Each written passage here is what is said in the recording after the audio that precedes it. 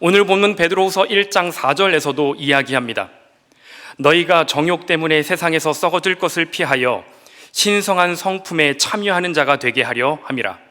이 구절을 영어 성경으로 읽으면 다음과 같습니다. You may become participants of the divine nature. 여러분은 신적인 본성을 나누어 가지는 존재가 될 수 있습니다 정도로 번역할 수 있겠습니다. 이렇게 보았을 때 베드로 후서에서도 인간이 하나님처럼 될 수 있다는 이야기를 하고 있는 것일까요? 미리 말씀드리지만 아닙니다. 베드로 후서 1장 4절은 우리가 하나님처럼 농업혁명, 과학혁명을 이루면서 스스로 애쓰고 스스로 이룬 어떤 것들을 통하여 하나님처럼 될 수 있다는 의미가 결코 아닙니다. 예수 그리스도를 통해 하나님의 형상을 회복하고 하나님께서 행하시는 거룩한 사랑의 일에 동참하며 살아가는 존재가 된다는 말씀입니다. 예수 그리스도께서 이 땅에 오신 이유는 저와 여러분의 죄의 문제를 해결하여 주실 뿐만 아니라 우리가 신성한 성품에 참여하는 자가 되게 하려 한다는 것입니다. 그런데 여러분, 여기서 신성한 성품이라고 하는 의미는 무엇일까요? 헬라어 성경으로 읽어보면 데이아스 피시스라고 하는 단어로 신성한 성품을 표현하고 있습니다.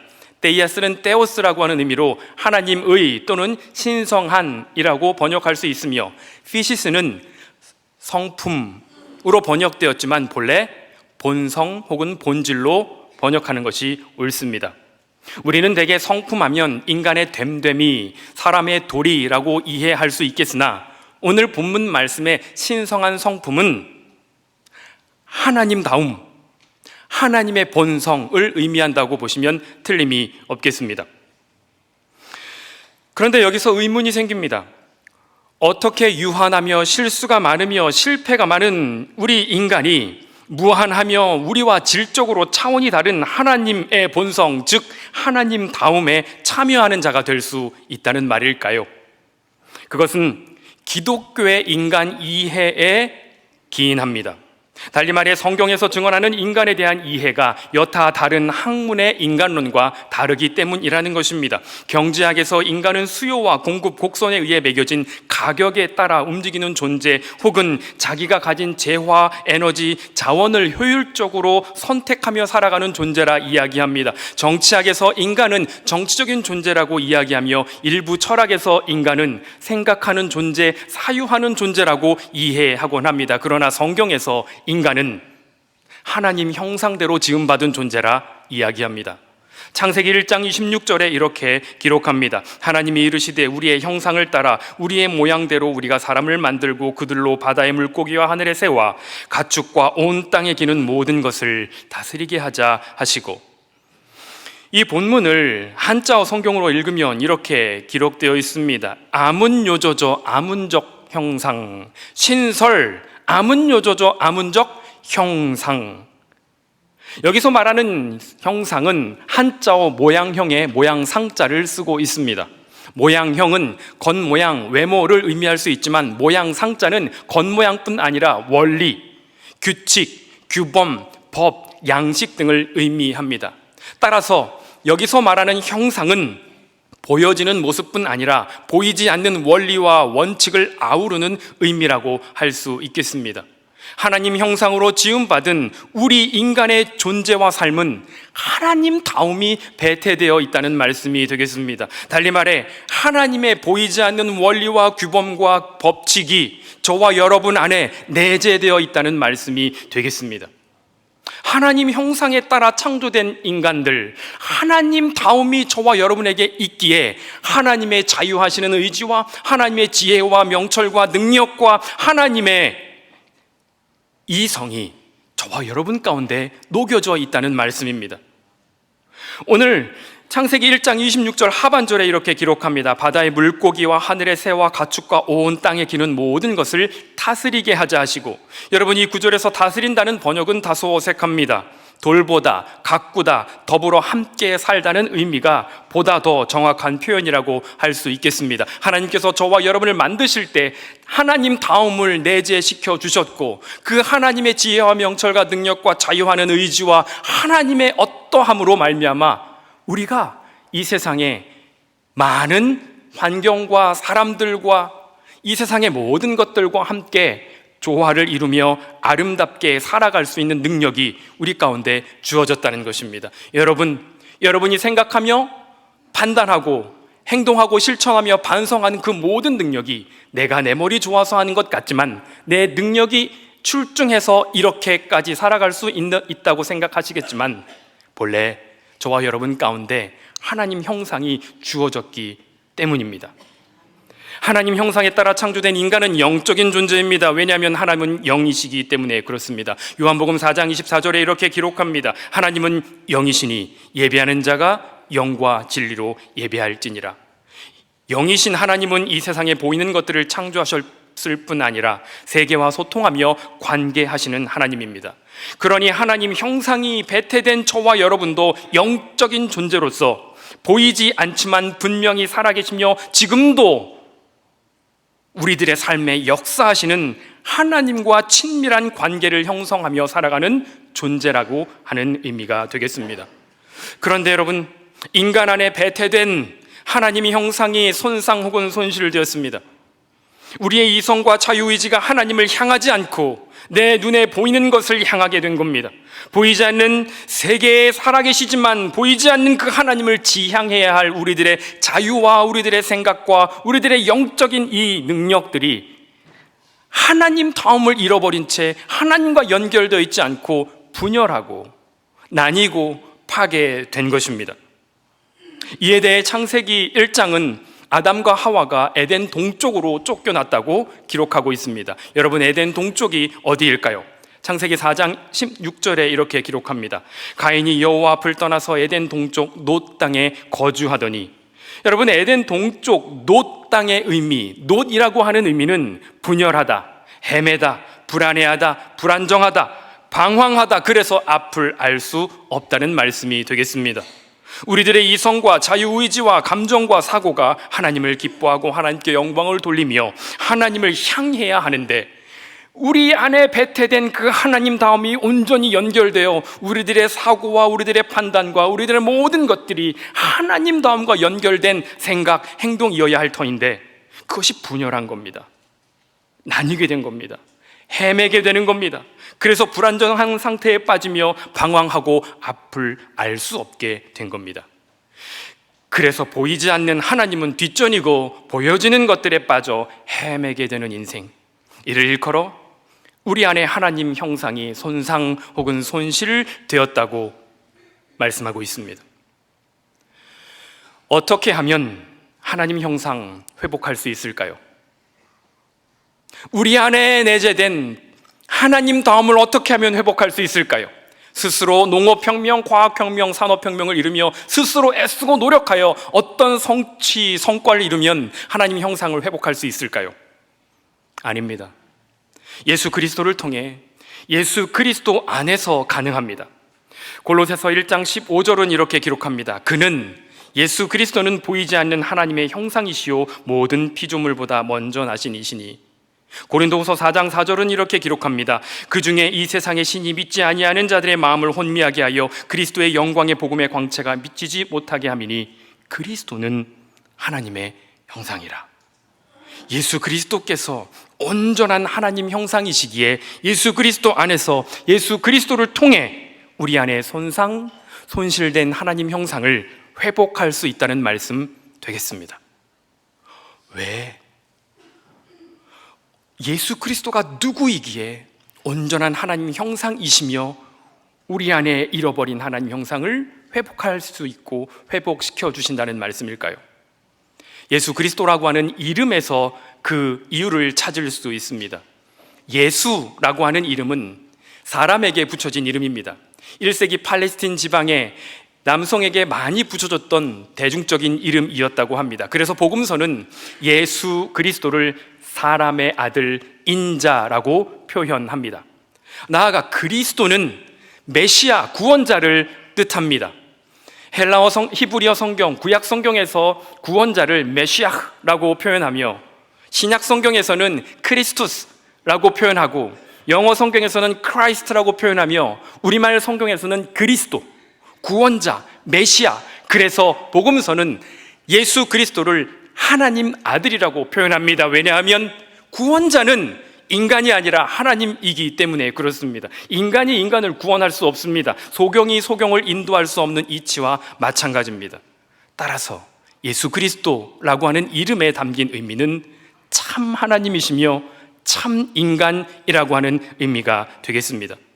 참 인간 되시며 참 하나님 되신 그 예수 그리스도, 참 인간 되심과 참 하나님 되심이 온전히 연합하여 하나를 이룬 존재가 이 세상에 없습니다. 오직 예수 그리스도만이 참 인간 되시며 참 하나님 되십니다. 이와 같은 예수 그리스도께서 우리와 같이 인간이 되셔서 우리의 죄를 용서하여 주실 뿐만 아니라 우리의 연약하며 부족한 것들을 취해 가시고 하나님의 것을 내려주시며 하나님의 것으로 하나님의 사랑과 용서와 믿음으로 능력으로 충만하게 부어주신다는 말씀이 되겠습니다. 그러므로 참 인간 되시며 참 하나님 되시는 예수 그리스도를 통해 예수 그리스도 안에서 하나님 형상이 회복되고 비로소 신성한 성품, 즉 하나님 다움에 참여하는 자가 될 수 있다는 말씀이 되겠습니다. 여러분, 우리들이 살면서 때때로 직장에서, 가정에서, 교회에서 화가 날 때 인상을 찡그리지 않을 수가 없습니다. 그러나 인상을 찡그리면 관계는 파괴됩니다. 특별히 아이들을 키울 때, 아이들이 화나게 할 때 인상을 찌푸리며 화를 내면 아이들은 오히려 더 삐뚤게 나가기 마련입니다. 여러분, 우리는 우리들의 삶의 여러 순간과 곳곳에서 가면을 써야 될 때가 있습니다. 여러분은 어떤 가면을 쓰고 살아가고 계십니까? 혹시 꼭 가면을 써야 한다면 우리가 그 써야 할 가면은 예수 그리스도 아니겠습니까? 여러분, 우리 함께 옆에 계신 분과 함께 인사 나누시겠습니다. 여보, 당신, 형제님, 자매님, 목사님, 하나님의 형상입니다 라고 인사하시겠습니다.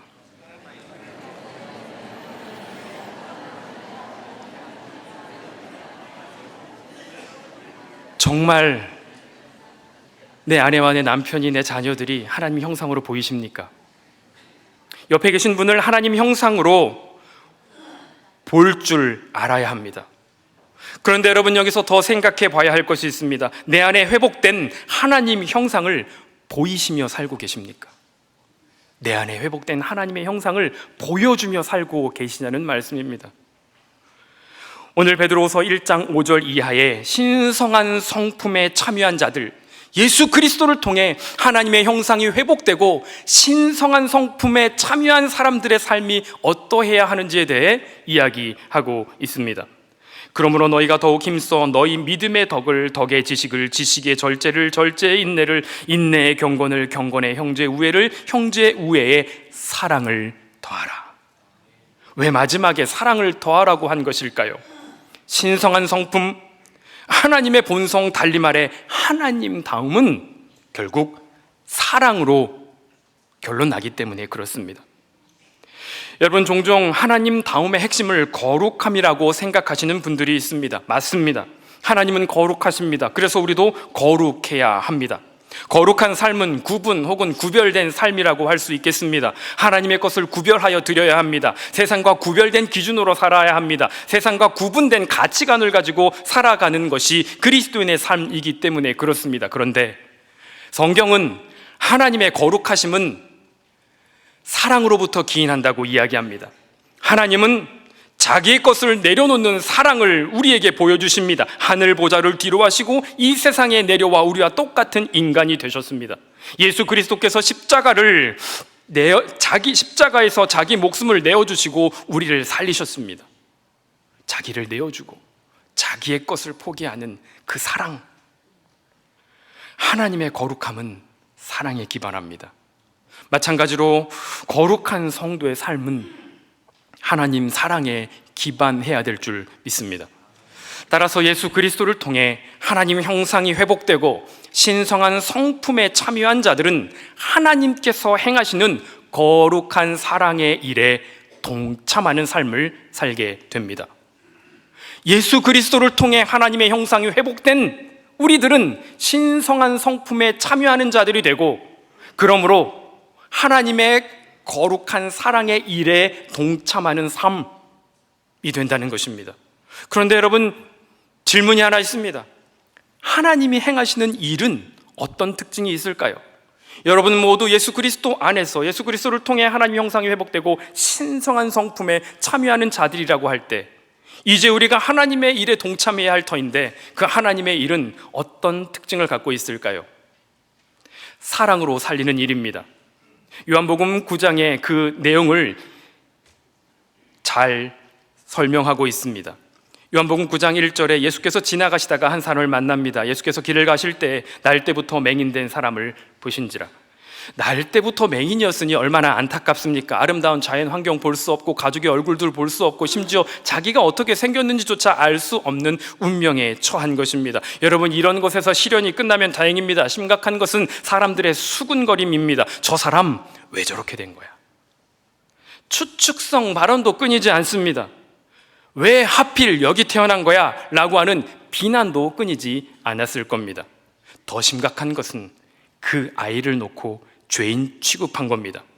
당시 사람들은 맹인, 청각장애인 등의 난치성 희귀병은 죄로 인한 하나님의 저주라고 치부하였습니다. 예수님의 제자들도 그렇게 생각한 것 같습니다. 그래서 9장 2절에 이렇게 기록합니다. 제자들이 물어 이르되 랍비여, 이 사람이 맹인으로 난 것이 누구의 죄로 인함입니까? 자기니까 그의 부모니까? 그러나 이와 같은 질문에 예수님 대답하십니다. 9장 3절, 예수께서 대답하시되 이 사람이나 그 부모의 죄로 인한 것이 아니라 그에게서 하나님이 하시는 일을 나타내고자 하심이라. 사람들이 수군거리는 비난 혹은 죄 때문이 아니라는 겁니다. 부모의 죄도 본인의 죄 때문도 아니라 그에게서 하나님이 어떻게 일하시는지를 보여주고자 함이라는 겁니다. 여러분, 하나님 어떤 일 하셨습니까? 하나님께서 날 때부터 맹인된 이 아이를 위해 어떤 일 하셨을까요? 9장 7절에 이렇게 기록합니다. 이르시되 실로암 못에 가서 씻으라 하시니, 실로암은 번역하면 보냄을 받았다는 뜻이라, 이에 가서 씻고 밝은 눈으로 왔더라.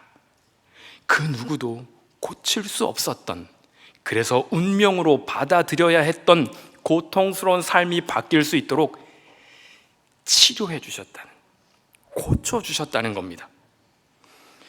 그런데 여러분, 이렇게 치료와 고쳐주심보다 더 놀라운 하나님의 일이 있습니다. 태어날 때부터 맹인이었던 사람의 정체성을 변화시켜 주시고 새로운 존재로 태어나게 하셨다는 겁니다. 사람들의 비난과 수군거림 때문에 자기 존재를 부인하며 살아야 했던 삶, 죄인 취급당하며 직업조차 얻을 수 없었던 인생, 그래서 희망보다 절망스러운 삶을 선택할 수밖에 없었던 이 존재의 감옥에서 벗어나도록 하나님께서 일하셨습니다. 그 내용을 요한복음 9장 32절과 33절에 기록합니다. 창세 이후로 맹인으로 난 자의 눈을 뜨게 하였다함을 듣지 못하였으니 이 사람이, 예수 그리스도가 하나님께로부터 오지 아니하였다면, 다시 말해 이 사람이, 참 인간 되시는 이 사람 예수 그리스도가 참 하나님 되심, 예수 하나님으로부터 나지 않았다면 아무 일도 할 수 없었다. 여러분, 이제 더 이상 내 삶의 주인이 맹인이 아니라 나를 위해 지금도 일하시는 하나님의 아들 구원자 예수 그리스도임을 고백하는 구절이 바로 요한복음 9장 32절에서 33절의 구절이 되겠습니다. 이제 더 이상 내 인생의 주인이 맹인이 내가 아니라 예수 그리스도라고 하는 겁니다. 몸을 고쳐주셨을 뿐 아니라 나는 못해, 나는 안 돼, 나는 나을 수 없어 라고 하는 상처투성이로 스스로 일어날 수 없는 절망을 벗어던지고 새로운 존재로, 새로운 정체성으로 예수 그리스도가 내 인생의 주인이라고 하는 새로운 정체성으로 새롭게 태어나게 하셨다는 말씀 되겠습니다. 이해할 수 없고 예상치 못한 고통을 당하게 되면 여러 가지 반응이 일어날 수 있습니다. 그 중에 첫 번째로 고립감을 느낀다고 합니다. 때때로 환난을 당하면 가까운 친구 관계도 교우 관계도 담이 생길 수 있다고 합니다. 두 번째는 자기 자신만 생각하며 이기적인 언행을 일삼게 된다고 합니다. 고통의 무게에 눌려서 어쩔 수 없이 자기 자신의 아픔에만 천착하게 되어 이기적인 언행을 하게 되는 반응이 있다고 합니다. 끝으로 예상치 못한 고통을 맞이하게 되면 자기의 고통을 유혹에 넘겨주는 반응을 일으키기도 한답니다. 자기에게 주어진 고통을 맞닥뜨리고 뚫고 지나가는 것이 아니라 내면의 유혹을 정당화시키는 경향이 생긴다고 그럽니다. 그래서 중독에 빠지고 나쁜 생각과 판단으로 일탈을 일삼는 반응이 있다고 합니다. 저희 가정에 셋째 딸 아이가 태어났고 내년에 초등학생이 됩니다. 혼자 앉거나 기어다니거나 서서 걸을 수 없습니다. 호흡을 잘 못해서 태어나자마자 중환자실을 오가며 수개월 동안 입원을 하며 보냈어야 했습니다. 온갖 검사를 다 받고 내려진 진단은 TPM3이라고 하는 유전자 변형에 따른 난치성 희귀병입니다. 근육을 담당하는 유전자가 변형을 일으키게 됨으로써 제 기능을 못하게 된 겁니다. 우리 몸의 내장도 모두 근육으로 이루어져 있습니다. 근육이 발달하지 못하니 먹으면 토하고 호흡을 잘 하지 못해 밤에는 산소호흡기를 끼고 잠을 자야 합니다. 그런데 그것이 불편해서 잠을 설치는 경우가 많이 있습니다. 처음에는 청천벽력이었습니다. 하나님, 내가 뭘 그렇게 잘못했습니까? 바르게 살려고 애썼고 어렵고 힘든 상황 속에서도 불평하기보다 감사하기로 최선을 다해 살았는데 뭐가 잘못된 겁니까? 아내와 저는 물론 큰아이와 둘째 아이도 쉽지 않은 시간을 보냈습니다. 그러나 그럼에도 불구하고 하나님께서 지금도 우리 가정을 위해 일하고 계심을 믿음으로 고백합니다. 모르시는 분들이 있을지도 모르겠습니다. 그러나 저는 분명히 알고 있는 한 가지가 있는데, 정동교회는 예수 그리스도를 통해 하나님의 형상이 회복됨으로써 신성한 성품에 참여한 성도들의 모임이며 하나님의 일에 동참하는 아름다운 신앙 공동체라는 것을 저는 분명히 알고 있습니다. 천영태 목사님을 비롯하여 정동교회가 저희 막내 아이와 저희 가정을 위해 기도해 주었고, 여러 차례 지속되는 입원과 수술의 때 위로와 용기의 메시지를 도움을 아끼지 않으셨습니다. 비단 저희 가정뿐 아니라 국내와 해외에서 예기치 못한 고통과 어려움과 고난에 처한 아이들과 가정에 하나님의 사랑을 여러분께서 전하고 있음을 전해 들어 알고 있습니다. 저는 오늘 단순히 저의 가정뿐 아니라 여러분이 알지 못하는, 그러나 여러분을 통해 하나님께서 행하시는 일을 경험한 많은 존재들과 그 가정들을 대신하여 말씀을 전한다는 심정으로 강단에 섰습니다. 여러분은 예수 그리스도를 통해 하나님 형상이 회복되었으며 신성한 성품에 참여할 뿐 아니라 하나님의 선한 사랑의 일에 동참하고 계십니다. 여러분을 통해 한 존재가 고침 나음을 받았을 뿐 아니라 새로운 정체성으로 하나님 사랑받는 존재임을 고백하며 살게 됩니다. 오늘 본문 베드로후서 1장 10절과 11절은 신성한 성품에 참여함으로써 하나님의 일에 동참하는 자들의 삶이 어떤 결론으로 끝나는지 보여줍니다. 우리 함께 말씀 읽겠습니다. 그러므로 형제들아, 더욱 힘써 너희 부르심과 택하심을 굳게 하라. 너희가 이것을 행한즉 언제든지 실족하지 아니하리라. 이같이 하면 우리 주 곧 구주 예수 그리스도의 영원한 나라를 들어감을 넉넉히 너희에게 주시리라. 아멘. 예수 그리스도께서 이 땅에 오신 이유는, 예수 그리스도께서 인간의 몸을 입고 이 땅에 오신 이유는 우리로 하여금 손실된 하나님 형상을 회복하여 주시고 신성한 성품에 참여하는 자로 새롭게 하여 주실 뿐 아니라 거룩한 사랑의 하나님의 일에 동참하는 삶을 살게 하시기 위함입니다. 성탄의 계절에 예수 그리스도께서 오신 이유를 새롭게 새기시고 신성한 성품에 참여하여 하나님의 일에 동참함으로 하나님 나라의 넉넉한 사랑의 열매가 충만하시기를 주님의 이름으로 축원합니다.